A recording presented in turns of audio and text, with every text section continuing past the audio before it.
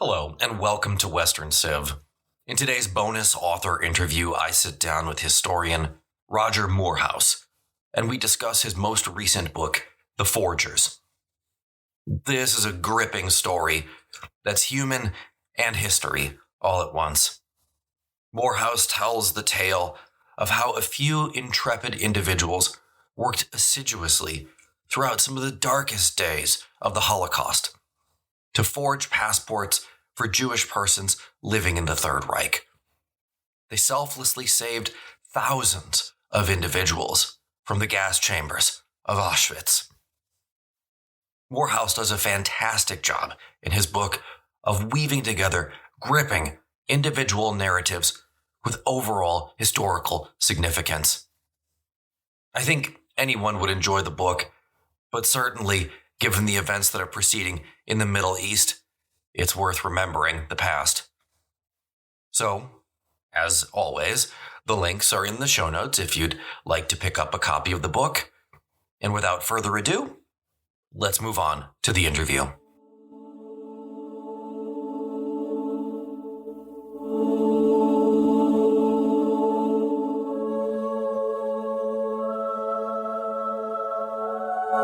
All right, welcome back. And as I mentioned, we're sitting down here with historian Roger Moorhouse, and we're going to be talking about the Forgers. And this is, I suppose I should mention, this is kind of a pertinent topic right now in American history, or in world history, given the recent events in Israel and in Gaza. You know, the questions of American interests and European interests vis-a-vis the Jewish state and Jewish people in general have come to the forefront more than they have in recent years.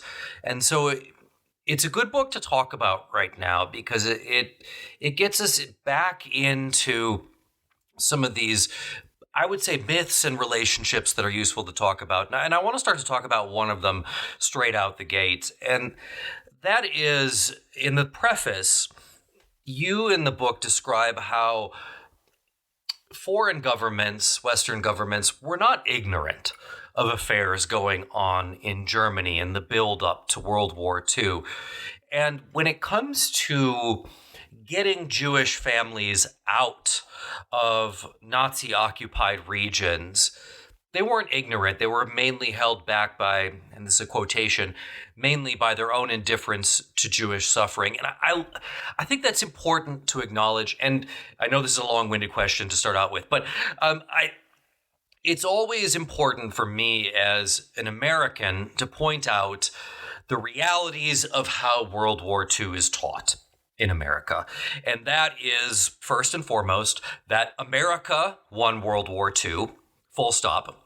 Great Britain was there, but didn't really do much. The Soviet Union was there, but it's almost treated as a separate conflict.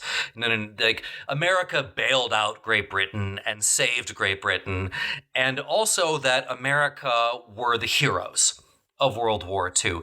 And I think if we back up for a second and we look at how different governments approached the suffering of the Jewish people in the Third Reich, when they actually did have an opportunity to make a real difference, it starts to add a little bit of nuance to that argument. So I was hoping you could talk about that a little bit, because it's something that simply, I don't know if it's not talked about or if it's simply acknowledged and then brushed to the side, but I think it's a really important point. Yeah, I agree, and I, to a large extent, Adam, as well. I mean, I wouldn't want to sort of disavow entirely that sort of heroic narrative that you give, because I think, America did step up, and it was, as Roosevelt said, it was the arsenal of democracy and all of that stuff. It did great things in supporting Britain and ultimately in assisting in the liberation of Western Europe. So I think there is, we shouldn't necessarily accept that heroic narrative uncritically, but then we shouldn't necessarily just, dispose of it altogether. But in this case, as you've said, there is, I think, quite a glaring problem, and this is one that it's actually surprised me, because I hadn't until I wrote this book, I hadn't really gone into the question of Western responses to the Holocaust, and I think certainly the assumption that I suppose I had, and I think that many other people have in the English-speaking world, is that the British, the Americans, the outside world was benign in its intentions towards Europe's Jews, and it was held back in terms of doing anything to respond to the ongoing Holocaust. Once it gets going, after 1941 and so on, it was held back primarily by a lack of knowledge, by more pressing strategic and logistical concerns, i.e., that they couldn't do anything material to help Europe's Jews then suffering, and actually the more pressing requirement was to win the war, and that was the best way to help the Jews to survive and so on. And there's a lot to be said for that argument. Certainly the logistical and the strategic, obstacles to actually doing anything. But then this particular story, I think, throws up in special relief. It really throws up in sharp relief the fact that actually the outside world was at best indifferent, as I said, to Jewish suffering, and at worst actually hostile. This was seen as a problem that, they just wanted to go away. It was someone else's problem. And this was the example of the forgery operation that I've written about, which could potentially, they estimated themselves by 1944 that they'd produced documents for about 10,000 people. Had the outside, by the time they were wound up by the Swiss police under pressure from the Gestapo, and the operation ceased at the end of 1943. So by that point, they had the outside world kind of lent a shoulder to the wheel and got behind this and said the right things, there was a possibility that a large proportion of those 10,000 could have been saved. But our assumptions are that a large proportion of them actually were killed. The majority of them were killed. So there is a sort of fundamental problem. And you allude to my first chapter, actually, in the book, which is about the Evian Conference of 1938. And that really shows, I think, again, I fully appreciate if there's any of your listeners who are now sort of shouting at their computer, fully appreciate that Evian in 1938 is 4 years before we can really say, or 3 years before we can say the Holocaust gets going properly. But it actually illustrates the attitudes of the outside world with perfect clarity, which is that essentially they were willing to, wring their hands and make every possible expression of sympathy, but they weren't really willing to do anything about it at all. And of course, nothing happens in a vacuum. And to sort of acknowledge listeners on the show will know that I've covered previous books that have talked about the vital role that American industrial might played prior to the entry into the war in 1941 in maintaining Great Britain and other Western countries in their ability to fight the Germans, which was really, World War II really is an industrial war. It's sort of the archetype for who can produce more planes and tanks and bombs is going to ultimately prevail. And to a large extent, that is why it's sort of a one-sided conflict, depending upon what year you choose to look at it.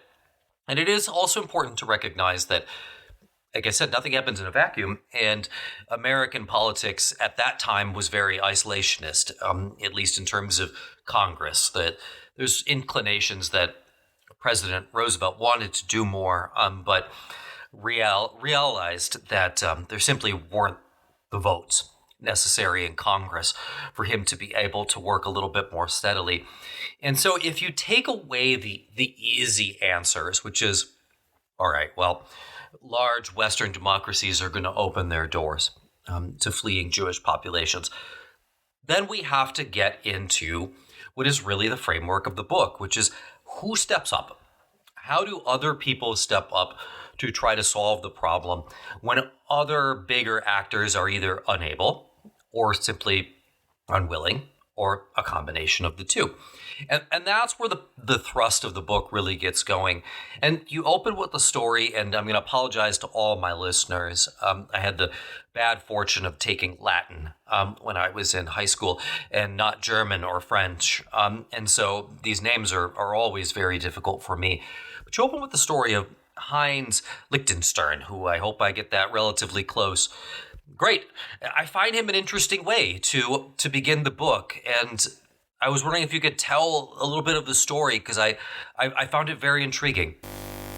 Yeah, I mean, it's a perfect, the way I like to write is to sort of give a dramatic sort of introduction, and in a sense you drag the reader in, and then after you've done that and you've got them invested in a human story, then you can give them the history, if you like. It's kind of a shameless way of doing things, and this was a great introduction to the book. So I mean, I was actually in touch with Heinz Lichtenstein's granddaughter, lives in the US, and she shared the story with me, the family story, and he was in a family were German Jews. They'd gone to live, he'd taken the family, emigrated to Holland before the war, and then of course the war came and caught them up in 1940, and they'd been, like so many other Dutch Jews and German Jews in Holland, they'd been rounded up in due course, in his case I think in 43, and the family unusually ended up in the concentration camp of Theresienstadt in Bohemia, and in the I think it was the autumn of 1944, so quite late in the day, Heinz is finally given his deportation papers and told that they are, along with a group of 2,500 male Jews, they're going to be deported to the Reich for labour service or whatever it was. That's what they were told. The reality, of course, we know. They didn't, but we know, is that they were going to Auschwitz, and the end station of that trip was the gas chambers of Auschwitz. Now, Heinz Lichtenstein had done a lot to try and sort of protect his family from the coming storm. Like, as I said, he'd left Germany before the war, tried to escape to Switzerland, to Holland, and so on. So one of the things he'd done actually was to get hold of one of these Paraguayan passports, which he then, as he was soon to be deported from Theresienstadt, he waved this Paraguayan passport at a German guard and said, line to the extent that effectively, you can't do this to me, I'm a Paraguayan citizen.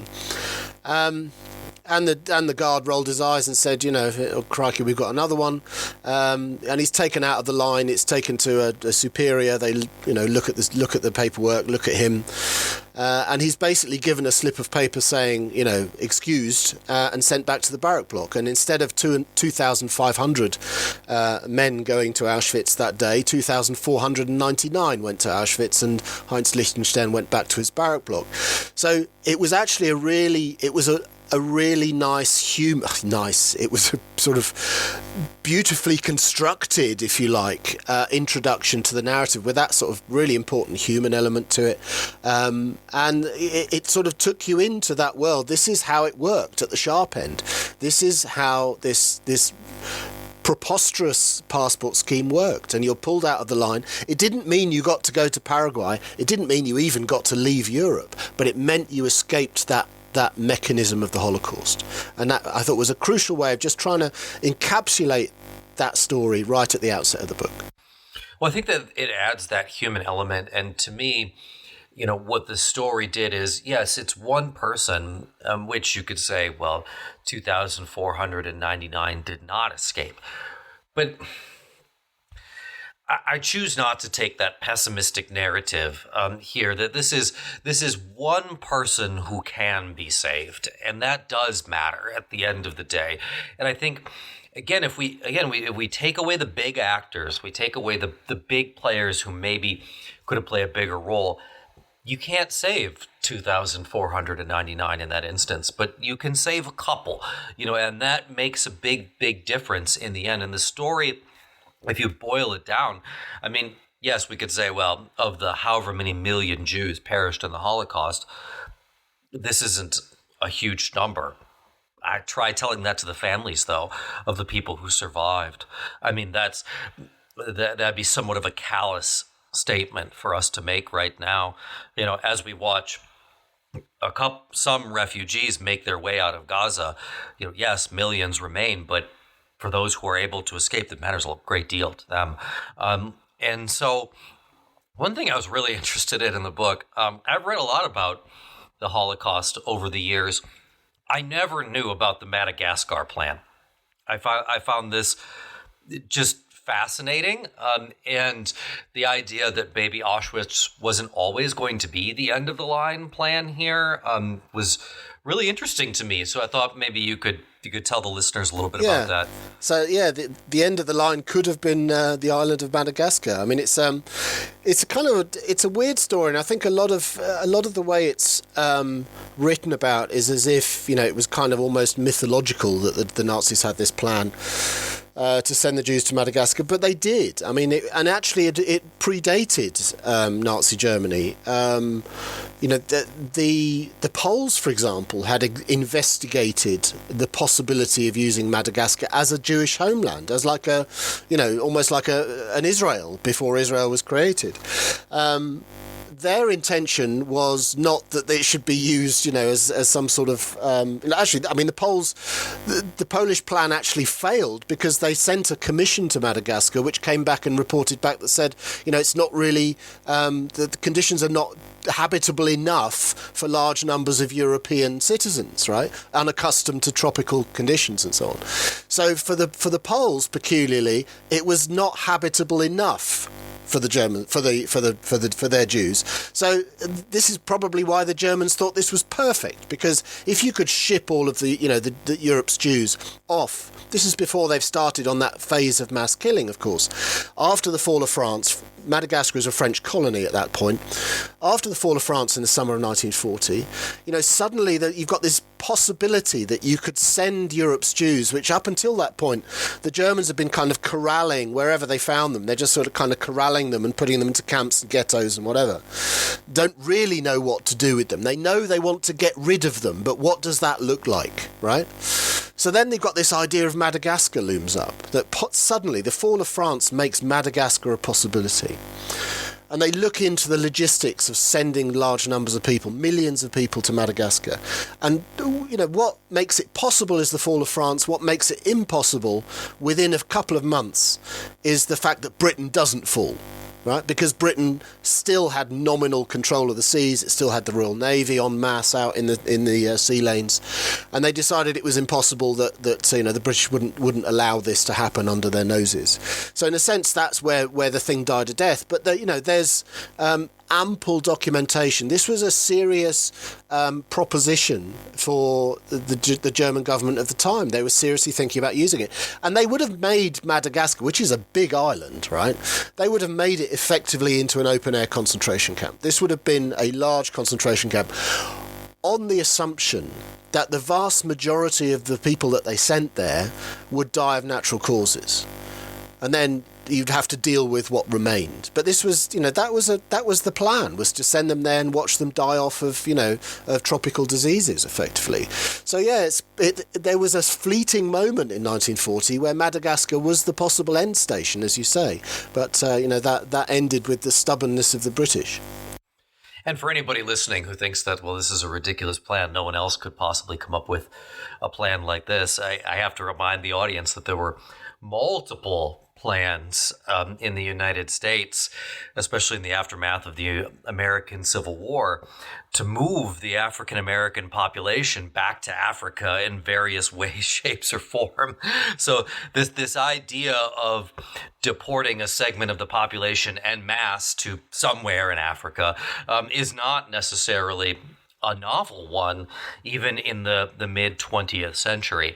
But let's kind of jump ahead a little bit. If I just interrupt very briefly there, Adam, as well. The Nazi regime in Europe, once it gets going with the war of 39, and the Soviets as well, both of them were absolutely familiar with mass deportations. It was completely part and parcel of how those two regimes operated. So they would have been very familiar with it. And once the Germans take over Poland, 1939, and the Soviets in the east of Poland in 39, they're both practicing mass deportation.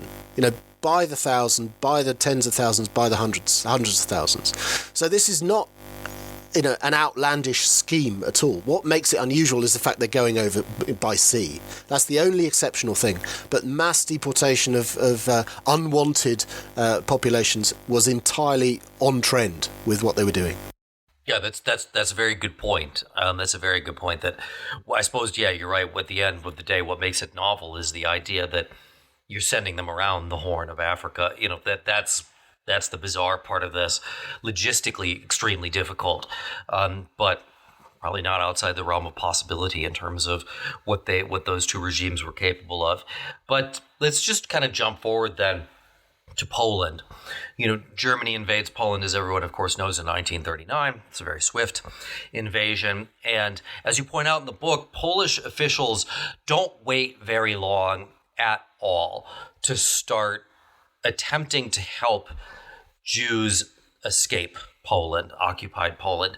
So what happens right away to start in the initial phases of getting some of these individuals out? Like, what does that look like? How does that start to shape the way we approach this problem? We have to, when we look at this, we have to understand, Poland's fate in '39, which is to be partitioned between the Germans and the Soviets. Crucially, it is often forgotten that the Soviets, effectively are acting as Germany's allies at this point, under the auspices of the Nazi-Soviet Pact. So the Germans invade on the 1st of September.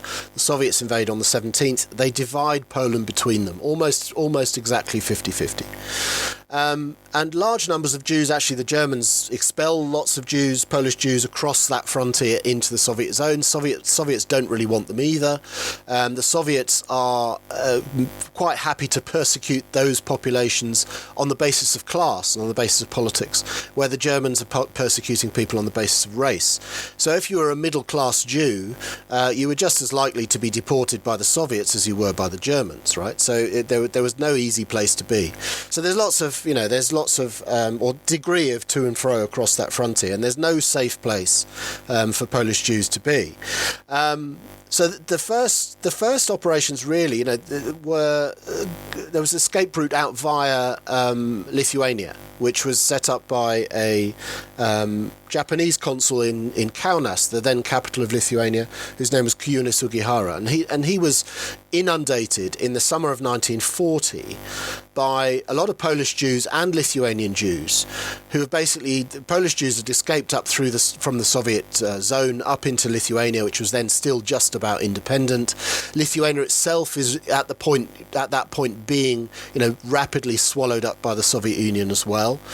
And large numbers of Jews are basically hammering on his door saying, you've got to give us a way out. And he finds, through a very bureaucratic exercise of issuing transit visas across Japan, he enables a lot of those people to get out, and many thousands actually get out across the Trans-Siberian Railway, across Japan, and out into to freedom.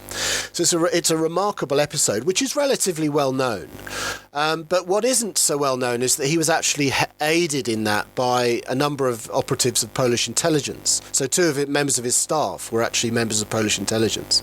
So what he was doing was being fed back to London, to the Polish government in exile in London. And this is a crucial point, is that Poland didn't surrender in 1939. So unlike France in 1940, Poland didn't surrender. There was no peace treaty, there was no collaborationist government set up. Poland is defeated in the field by the Germans, and large number of politicians and officials and military men escape out through Romania, end up in France. They fight in France in 1940. They carry on the fight. They go to Britain after the fall of France, and they set up a government in exile, which still, there's that legal and constitutional continuity between the government in exile and the Polish underground as it's developed, right? So the Polish underground, which is set up in occupied Poland, is feeding them information, is feeding them intelligence, is preparing for some sort of military showdown in the future with the Germans, and is keeping tabs on all of those ex-soldiers that didn't manage to escape. So it's a really crucial difference, is that you've got this functioning underground, which is connected legally and literally to a government in exile in the West, and that becomes the main conduit for a lot of the intelligence about the ongoing Holocaust from 1941 onwards. That's how the intelligence gets out to the Western world, to the outside world, that tells us that this is an ongoing problem. It's piecemeal, of course. It's about, 5,000 people massacred here. It's 2,000 massacred there. But once you start to piece this together, which the government in exile does, the Polish government in exile does in London, pieces that together and comes up in December of 1942. It actually says, we now can say that there is a mass killing of the Jews going on in occupied Poland by the Germans and their allies. So that's the first real concrete knowledge that the outside world has of the Holocaust, and it comes through Polish underground and the Polish government in exile. So that's a really important aspect. This is why I had to sort of tell that story, to make it clear how significant the underground was, how significant the role of the government in exile was in getting that word out. And information is significant. It's very significant. It's important to keep that in mind as, world opinions are continued to be shaped about what needs to be done throughout this conflict. And the fact that the information is able to get out is crucial. The other point that you make that I think is really important to understand is there may even be listeners who are surprised to learn that the Soviet Union also invaded Poland in September of 1939. It's just not talked about very frequently. And the other point to remember is that it is not as though the Soviet Union was going to be some safe haven for Polish Jews by any stretch of the imagination. Like, this was going to be poor treatment, whichever side of the line you wound up finding yourself on. But the next stage of what happens in the conflict starts to change things again, and that is Operation Barbarossa and the invasion of the Soviet Union. The invasion of the Soviet Union by Nazi Germany really marks this sort of turning point in the way that the Jewish population in general is approached. And as they would say it, this problem is going to be solved. And I wonder if you could talk about that, because you talk about it in the book, and it's a very effective way of sort of to start to understand what drove this change in treatment and what did those changes mean on the ground for the people who were involved. Yeah. There's an interesting point. I always describe it in the following way, that there are two primary drivers of Nazi policy and of the intention behind the Nazi state. One of which is territorial expansion, we know, right? That makes sense. And the other one is racial purity. And particularly, the elimination of Jews. And that doesn't necessarily, at the beginning, it doesn't necessarily mean physical elimination. So, for example, up until 1939, there's this sort of persecution of the Jews, very often in a very sort of piecemeal and petty way. They weren't allowed to have radios, they weren't allowed to have pets, they were sort of expelled from the German civil service and so on. So real deliberate marginalisation and petty persecution of the Jews, very often violent as well, but it was piecemeal up until 1939, and the intention always was to make conditions so bad for them that they emigrated, that they left. At the same time, of course, the regime didn't want them to leave with any of their money, which to the Nazi mind was money they'd stolen from the Germans. So they made obstacles in that respect so that you couldn't leave with all your wealth and so on. But still, German Jewish population, which is not that big, but it's still a few 100,000, halves in the period between 33 and 39 by immigration, right? So you can see that there's this intention to get rid of the Jews, but what does that look like? In the initial phase is persecute them until they leave. That's the intention. And then you've got the invasion of Poland in 1939, and then the invasion of the Soviet Union in 1941. And in the process, Germany then, so that's the territorial expansion element, being writ large. But in the process, they inherit, effectively, they bring on board under their jurisdiction millions of Polish Jews and then later of Soviet Jews, of Ukrainian, Belarusian and Baltic Jews. And then the question of what do you do with these people becomes very, very critical, because they can't emigrate. The war's on. Where are they going to go to? So you can kind of just keep pushing them eastward, which was suggested at the time. That's not going to work. You're in a life and death fight against the Red Army. So this is where, very organically, you then have the policy changes to one of extermination. And initially you have this, it's known as the Holocaust by bullets, which is this the mass killings of the Einsatzgruppen, these sort of execution squads that followed behind the front line. And they're there in 1939 as well, incidentally, in the invasion of Poland. But certainly after 41, that's where they really get into their stride, and they're very deliberately targeting Jewish populations. So Jewish populations are rounded up by the thousands, taken out of town, trenches are dug and they're literally just shot into trenches. And again, 5,000, 10,000. One of the largest is at Babi Yar, which has been talked about in Ukraine quite a lot, just outside Kiev, which is 33,000 people. So this is that opening phase of that really deliberate exterminatory targeting of the Jewish people. So it really does shift in 41. That's where we start to talk about the Holocaust proper. There are incidents. I talk about the massacre at Przemysl, for example, in 1939, which is the first really deliberate targeting of a Jewish population, which is 600 Jews that are killed at Przemysl in southern Poland. But we really talk about the Holocaust getting going, that sort of really systematic mass killing in 1941. So that's where it really gets going, the autumn of 1941. But the intelligence coming out is very, as I said, crucially, is very, very piecemeal. And it references, Holocaust, a massacre here, a massacre there. And it takes a while for the outside world to sort of put this together, because I think there's one brilliant historian called Eric Johnson refers to this problem as what he calls the imagination gap, which is that we know that this was the truth because we know all the history, we've seen all the documents, we've seen the television programs. But for contemporary populations, confronted with piecemeal information of the ongoing Holocaust against the Jews, there's a failure of imagination. They can't possibly imagine that is actually what's going on, that the intention is to murder every single last Jew in Europe.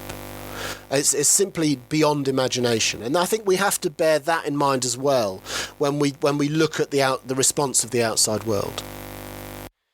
And one thing that I'll point out for the listeners, and I've talked about this with other authors when we've covered sort of the stages of the war when we're talking about the invasion of the Soviet Union, that the way that the German government approached Eastern European Jews was very different from the way they approached Western European Jews. It was much more brutal when we look at how Eastern European Jews were treated in the wake of that invasion. There wasn't necessarily the knock on the door in the middle of the night, and let's take them out so that nobody notices. No, we're just going to take them out. We'll take them outside. We'll shoot them into the ditch. And that's the way we're going to do it. And sort of a different attitude that starts to develop as you watch the Nazi armies continue to move towards the east. Can I just add something there, Adam, if I may? That there's a very important distinction here, not just in the treatment of Jews, but in the conduct of the war in general. There's an Eastern War and a Western War. This is how I always describe it. The Western War with the Germans is actually relatively chivalrous. That might sound a bit sort of counterintuitive, but they took prisoners and they tended to abide by the rules. They didn't tend to shoot civilians and so on. There are exceptions, I know. There's Oradour, there's Wormhout, there's Paradis massacre and so on. There are exceptions to that. Usually the SS, driven by their own ideology. But on the whole, the Western War is conducted in a reasonably chivalrous manner. You cannot say that about the way the war is conducted on the Eastern Front. Any of these, there's an Eastern War against Poland in 1939 is unbelievably brutal. And it's not just Jews that are targeted, ordinary Poles are targeted, POWs are routinely massacred. And the same thing in 1941 after the invasion of the Soviet Union, arguably worse with bells on, right? They're then, there's literally no quarter. They see those Eastern populations, whether it be Poles, Ukrainians, Belarusians, whoever it is, they see them as racially inferior to themselves. You don't have to give them water. You don't have to feed them. You don't even have to keep them alive. So that there's a real fundamental difference, not just in the treatment of Jews, but in the conduct of the war as a whole. That's a fantastic point. And it's worth always sort of remembering. I talk about this a lot when I'm teaching when we think about how Russia has a sort of a fair paranoia of invasion, because it's happened multiple times over the course of the 20th century. When we sort of look at how they react to certain things politically, and you can't begin to wrap your mind around the brutality of the war on the Eastern Front. It is, like you say, it's almost as though it's two separate conflicts. The way in which people behave, we have rules of war that apply on the Western Front, but on the Eastern Front, it is anything goes. And we're not at all interested in even considering these people to be humans to an extent. This is living space for us, and we need to clear these people out. And that's and the populations here, Jews or otherwise, are dispensable. They're simply disposable populations. So absolutely right. Well, let's talk a little bit about the forging, the actual passport plan, the scheme, because I think that's obviously the crux of a lot of the book, and I want to give the listeners some idea of the depth and the importance of this as we get into it. So let's just kind of start with, how does this idea get going, and who and what was involved, at least initially? So it starts really in late in 1940, early 41. There are sort of 6 members of what we call the Ładoś group. The name Ładoś comes from the Polish ambassador to Switzerland, whose name was Alexander Ładoś, and he sort of oversaw the group. So 3 of the members of the 3 of the 6 are of his diplomatic staff. Another one of them is his local staff, a chap called Julius Kuhl, and then the other 2 are Jewish sort of charity activists who are based in Switzerland, Abraham Silberschein and Julius Kuhl. And I always describe it in this way. I mean, if there's ever a sort of Hollywood version of this, I'm sure they will have them all getting together in a smoky room and saying, look, chaps, the Holocaust is ongoing. What are we going to do about it, kind of thing. Reality is not usually that neat, and it's not. It's much messier and it's much more organic. So they know each other. They come together through 1940. By this stage, there are already people sending desperate letters asking for help primarily from the Soviet-occupied zone of Poland in 1940, because they're desperate to get out. And that route that I mentioned, Kiyone Sugihara, and across the Soviet Union and across Japan, was known to them because of that Polish connection. So this was seen as a possibility that you can get out that way, perhaps. And for a lot of those individuals stuck either in the Baltic states or in eastern Poland under Soviet occupation, they had no paperwork because they became Soviet citizens straight away, which meant you can't apply to leave the Soviet Union. You're not allowed out. Your Polish documents are useless because they've been declared defunct. So you have to have the papers of a foreign country. So this is where they start to think, right, what can we do? So that they know about this. There's an honorary consul in Bern in Switzerland that they know because he's been. They're aware that he's been illegally issuing documents before. His name was Rudolf Hugli, was the honorary consul of Paraguay. He's approached with a sort of healthy fee and say, can you supply us with some blank Paraguayan passports, which he does. He's not an entirely venal individual. He is venal because he's doing it for money, but he's also quite principled. He's a very devout Christian, and he does what he does out of Christian principles of trying to assist the needy. He takes a lot of money at the same time, let's be honest. But that's the network that develops. So they receive these sort of desperate letters saying, please help me to get out of my predicament, right from 1940, as I said, ironically, initially from the Soviet zone. These are then sort of passed through. Initially, it's friends and family of various individuals that are sort of peripheral to it. And these are then passed through. They produce these passports, Latin American passports. It's a relatively simple document. It's not like a modern passport at all. They would have to send sort of, photographs in. So there'd be a bit of correspondence, which generally went by post, which might sound surprising, but postal networks still kind of worked, surprisingly deep into the war, let's be honest. So there'd be a bit of correspondence, photographs would be sent, and they'd produce these passports, and then a facsimile copy would be sent back by post. And the individual, the recipient of that, would basically, hold it up and say, "I'm a Paraguayan citizen. You can't do whatever you're doing to me." It was as simple as that. And the way it developed, by the time the Holocaust gets going, as we said, from the second half of 41 onwards, the way that this developed was that the Germans increasingly, and especially as that pressure and as rumours of the mass killings that are going on, and especially when we get into the industrial phase of the killing, end of 41, early 42 and into 42, then increasingly Jewish populations in occupied Poland are aware that they're facing a genocidal threat, right? They're aware that this is a regime that wants to kill you, right? They don't necessarily know how or where, but they're kind of aware that this is not going well. So they're increasingly sending these letters off, desperate, to Switzerland, to Sweden, to England, wherever it was.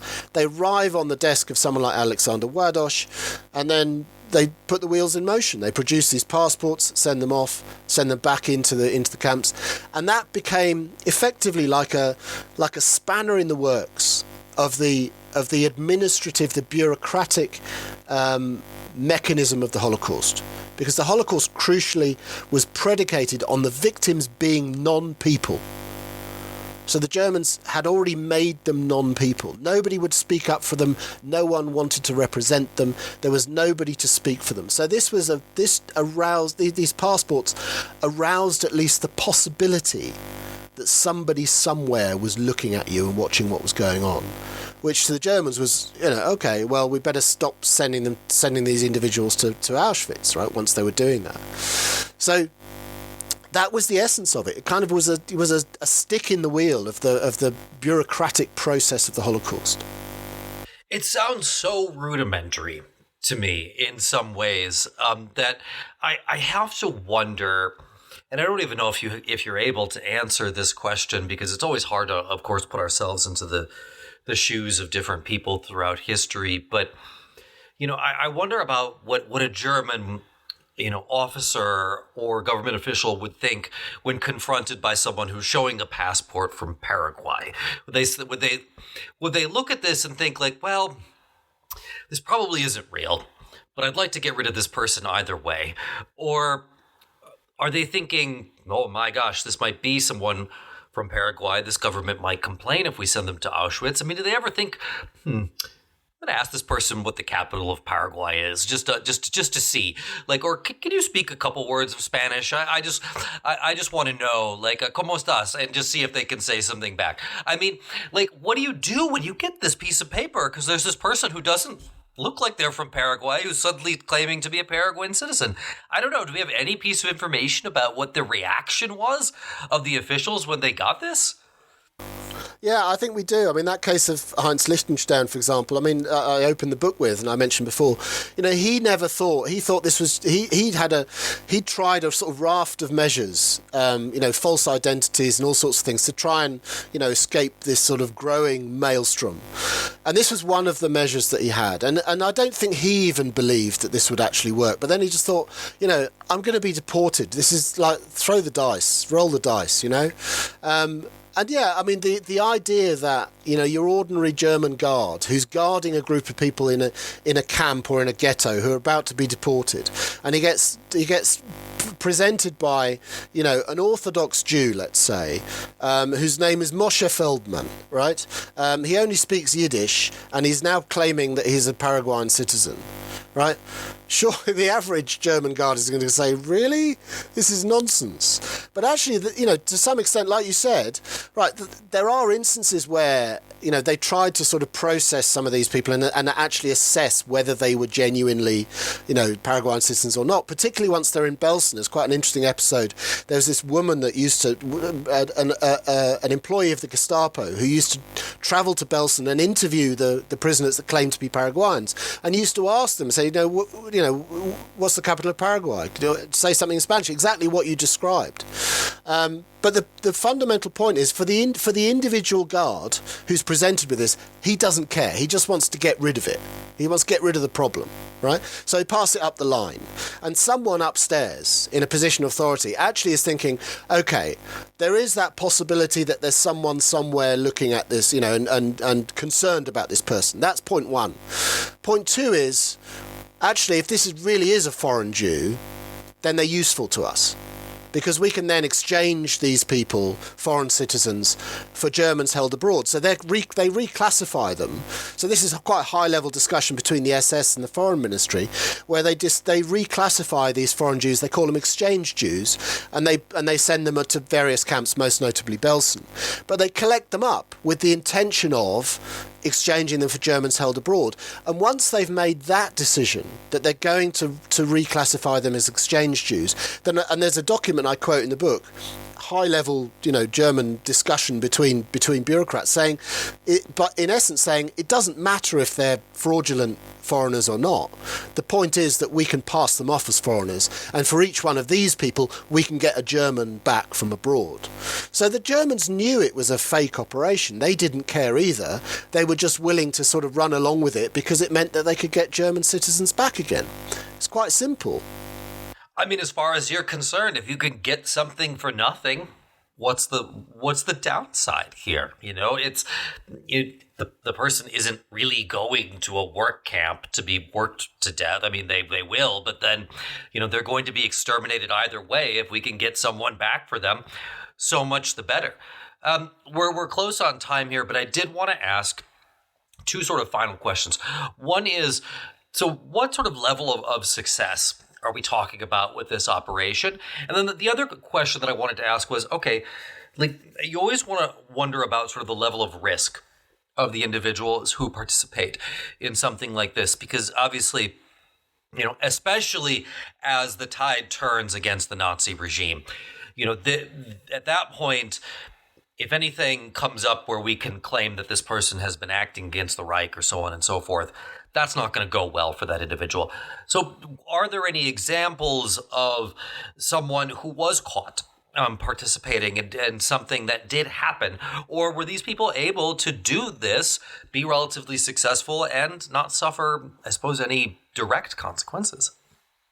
The first question about the success of it, as I said earlier on, the operation effectively shuts down at the end of 1943. It's shut down by pressure, indirectly, but from the Gestapo via the Swiss police. They shut down the operation by the end of 43. In January 44, Abraham Silberschein, who's one of those key 6 members of the Wadash group, writes a document where he says that, to their estimation, they had produced identity documents for 10,000 individuals, which is a substantial number. The problem that those individuals had was that they weren't going to be, if you were pulled out of the line like Heinz Lichtenstein was, you didn't get sent to Paraguay, you didn't get sent to Switzerland, you just got sent to a concentration camp. All right, at least it wasn't a death camp, it wasn't Auschwitz-Birkenau, but you still had to survive potentially 18 months in a concentration camp. So that was one of the main problems, was that, if you were lucky and you had one of these passports and it's been recognised and you end up in a camp like Belsen or Vittel, you still had to survive 18 months, potentially 2 years, in rapidly deteriorating conditions, bad or non-existent food, no medical care, rampant disease, all the rest of it. Belsen, for example, has a death toll of about 55,000, which is pretty big for an ordinary concentration camp where they're not doing, systematic killing. Those are people that just die from maltreatment, abuse, overwork, all the rest of it. So that was a fundamental problem. At the same time, the outside world is then also wrestling with what to do with these people, because the Germans will only recognise them as foreign Jews if the outside world does as well. Because if the outside world in Paraguay says, oh no, they're not ours, then they're just Jews as far as the Germans are concerned, and we know what happens to them, right? So it was it was predicated on the Paraguayans and others recognizing the fact, at least publicly, that yes, these people are ours. You have to do right by them, and that didn't come. So there's this whole sort of second half of the book is a whole sort of diplomatic wrestle between the Paraguayans. The State Department actually was arguing against recognition, because they thought this was a bad idea. You shouldn't reward illegal behaviour, was the line that they used, and they were terrified that this was going to be some vehicle for Axis, penetration of spies into the outside world. So they were arguing in the ear of the Paraguayans and others, saying, "Don't recognise these passports. Not a good move." And then the only people that are actually arguing in favour was the Polish government in exile and its diplomatic representatives, who are sort of rattling every cage they can and saying, you have to recognise these passports, otherwise these people will be killed. And through 1943, 44 and into 45, that's essentially what happens. This three-way tussle doesn't really get reconciled in any particular way, with any clarity. The Germans end up sending large batches of these individuals, often 2,000 or so, would be sent en masse to Auschwitz and exterminated. They called them failed exchange Jews, just because they knew that the outside world at that point wasn't going to recognise them. So that's the sort of the back end of the book, is this sort of two-pronged, on the one hand, the individuals in the camps themselves trying desperately to survive, and then this sort of diplomatic wrestle on the other hand. So in terms of, what the numbers that we know survive, there's this sort of estimate has been made, working on statistics and probability, that they reckon of that 10,000, it's reckoned that between 2,000 and 3,000 might have survived the war. We know that upwards of 850 did survive. Those are the ones we know about.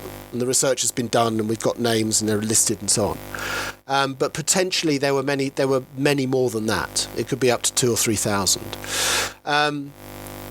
So that's the element of, to what extent was this successful? And again, go back to what you said right at the outset, Adam, that to those that survived and went on to have careers and children and grandchildren, great-grandchildren, children, it's almost regardless of the numbers, that's still a massive achievement. It's a massive contribution to mankind that anyone was saved from that maelstrom. So that's the first point. The second one you mentioned about this sort of level of risk. I assume you mean for the sort of the forgers themselves, as in what the level of risk for them.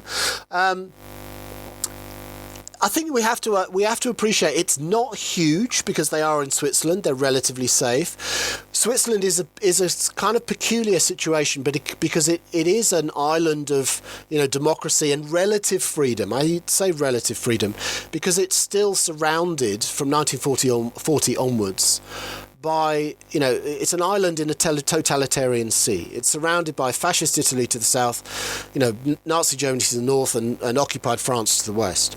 So it's almost entirely kind of dependent on, to a large extent, the goodwill of Berlin. So they kind of approach this problem, on the one hand, by being really belligerent and saying, if you attack us and invade, we are going to fight to the last man. And of course, they knew that with mountainous interior, it was going to be pretty hard to invade Switzerland.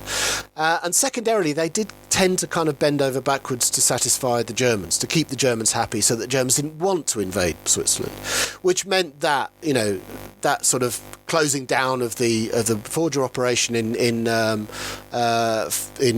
43 was effectively carried out by the Swiss police.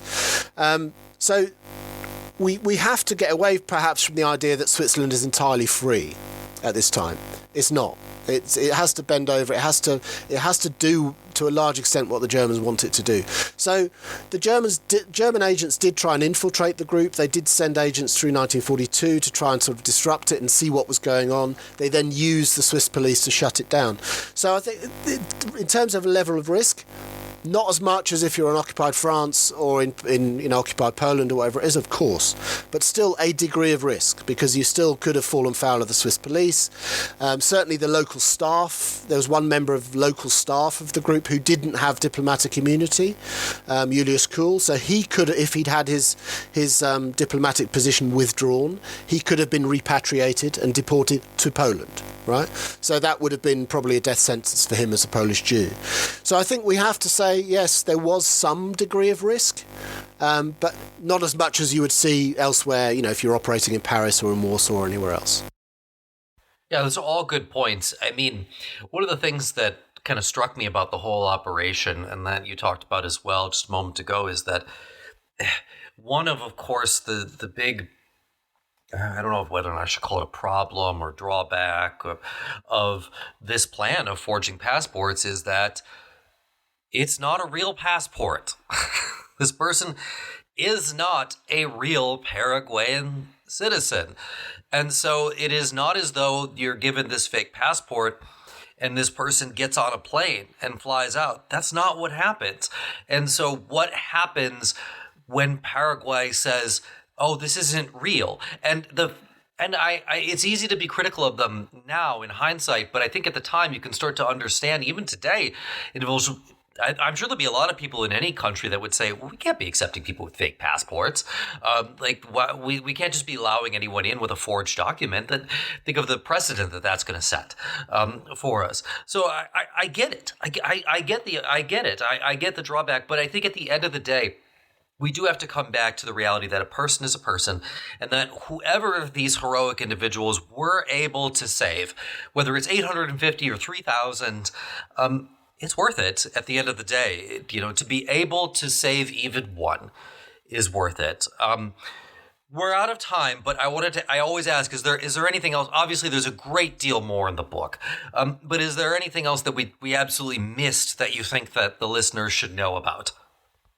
I think we've covered it very well, Adam. I would just come back to that last point that you make. There are criticisms have been made when since this has hit the public arena, particularly in Poland. There are many people say, well, they only saved a few hundred people. What's the point? This is a bit irrelevant. And I come back. There's a wonderful line, and I use it in the book as well. There's a wonderful line from the Talmud which says, "He who saves one life saves the world entire." And that sums up exactly the sentiment that you were expressing just now, and I absolutely subscribe to that. I think that is the way we should view this, and we should view it as they were doing absolutely the right thing. These were people who could have turned the other way and just said, well, it isn't our problem, let's just keep our heads down and survive the war.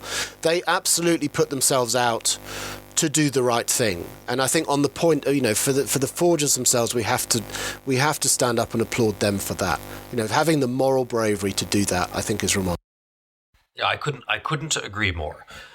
Saving a life is always going to be worth it at the end of the day, no matter whether, sure, maybe you could have saved more, but I will never discount the efforts of someone who is able to put someone else's life perhaps ahead of their own safety and well-being. That will always be applaudable. So, well, thank you so much for coming on the show. I really have enjoyed the conversation. It's a wonderful book. I hope people pick it up and read it. I think it's going to do very well.